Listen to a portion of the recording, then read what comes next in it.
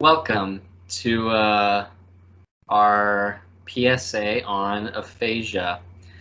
I am Dr. J. Garth Hunt, and this is my associate. Hello, everyone. My name is Levi Mills, and I will be the SLP in this presentation. So to start things off for our aphasia PSA, Dr. J. Garth Hunt will be explaining some details about a stroke. Thank you, Mr. Mills. So what is a stroke? I'm sure we've all heard what a stroke is. A stroke is when blood is unable to reach an area of the brain due to a clog or ruptured artery. And if you think about our brain and how marvelous of an organ it is and everything that it does, think about how a clogged or ruptured artery might affect our brain. This prevention of blood to flow to certain areas could cause many different kinds of symptoms in for someone who has a stroke. Before I go into what some of those symptoms are like, let's talk about what we can do to recognize a stroke.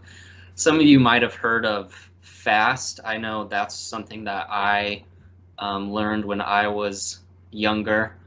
But I like this acronym, BFAST, because it adds a couple extra things to look for. So first of all, let's look for balance. Is the person, do they seem to be losing balance, or are they uncoordinated? Eyes, are they having trouble seeing out of one or both of their eyes? That's an important factor. Face, if you ask the person to smile, is one side of the face drooping? Ask the person to raise both arms. Does one arm drift down, or are they completely unable to use that arm? Speech is the next part of this acronym. Ask them to repeat a sentence, or you can ask them a question that might result in a longer answer. And then if their words are jumbled or slurred, that's a sign of a stroke as well. And then time. Time is of the essence. Make sure if any of these symptoms are present, that you call 911 and get them to the hospital as soon as possible. So what can we do to prevent a stroke? There's another acronym, ABCs, with S included in there. So aspirin is proven to help reduce strokes.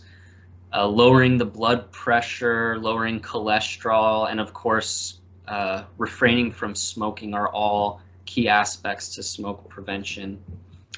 So part of our preventing or lowering our blood pressure and cholesterol, we got to have a healthy diet. Let's stay away from those fatty foods and those salty foods, or at least make sure we're eating them in low amounts. Healthy weight is another important step. Let's make sure we're getting, and that goes into the next part, getting the exercise we need, eating right, making sure that our BMI is at a healthy level, and of course, no smoking. And something else that can help is limit your alcohol intake.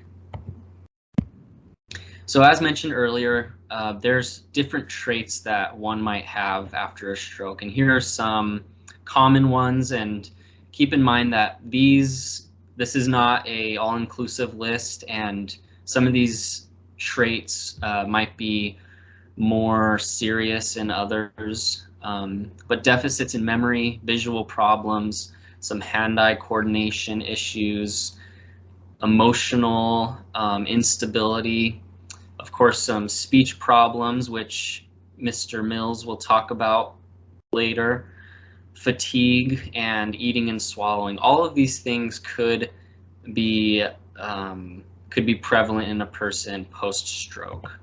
So I'll turn it over to Mr. Mills to discuss something that could occur for stroke victims called aphasia. Thank you, Dr. Hunt. So to take over from what he said, aphasia is a disorder that can come from a stroke. Aphasia can be a problem with both receiving language and expressing language. So to start things off, I want to talk about more about the incidence and prevalence of aphasia. So for incidence, that would be the new number of cases in a year for a certain disorder. So for aphasia, there are 180,000 new cases of aphasia per year in the United States. And as far as prevalence, that would be the number of people currently living with the said disorder in a specific time period. So according to ASHA, there are approximately 1 million people, or 1 in 250, living with aphasia in the United States. So to explain a little bit more about aphasia in itself, there are 3 main types that I'm going to talk about today. As I said before, aphasia can have a lot of people that have aphasia can have a lot of issues with expressing and receiving language. So there are different types of aphasia that cover different types of language. So for Broca's aphasia or motor aphasia, that really damages the ability to speak for the specific client, and other areas remain mostly the same. On the other side of things, we have Wernicke's aphasia. And what these people's aphasia does is it gives them a difficulty of understanding others. So it's more on the receptive side. And sometimes they can also have some trouble even understanding themselves whenever they're speaking. Now, for the last main one, this one is called global aphasia. And what this one basically is a combined Broca's and Wernicke's aphasia. So they have both problems with expressive and receptive language. And on the bottom of this sheet, as mentioned earlier, I have some of the symptoms of aphasia, which could be trouble speaking clearly, trouble understanding. This could also lead to trouble with writing or even understanding other written words, remembering words, or remembering names for given objects. And so let's say that someone that you know, whether it be a parent or a grandparent or a friend, has been diagnosed with aphasia. What are ways that you can still communicate with them effectively? I'm going to be explaining some of those ways today. So one of the main things, one of the most important in my opinion, is keeping your language simple and clear to the listener with aphasia, especially if they have a receptive issue. You want to keep your sentences very simple. You want to use short phrases. And you also want to reduce any type of background noise. And also probably actually the most important thing would be to give that person with aphasia time to respond.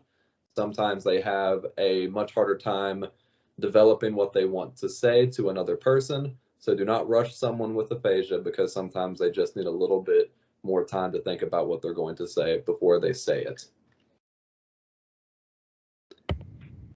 So for some resources that I have for you all today, I got a little bit of everything, but threw it into just a couple different places that you can go if you're needing more information after this presentation. So for one, on basic general knowledge, ASHA has a lot of information just on the aphasia disorder in general.